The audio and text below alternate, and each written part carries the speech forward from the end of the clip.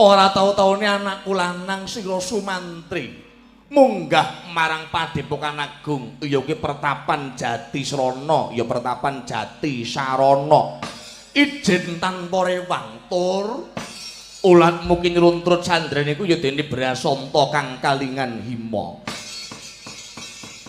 Ana apa Sumantri mara gage matur kanthi gamblang kelawan trewaca. Apa sira Sumantri lagi duweni panjangkah kelawan gegayuhan? Panjangkah kelawan gegayuhan bisa kasembadan mung syarate dikanteni kencenging tekad kandling kapitayan tur narawi gawigih.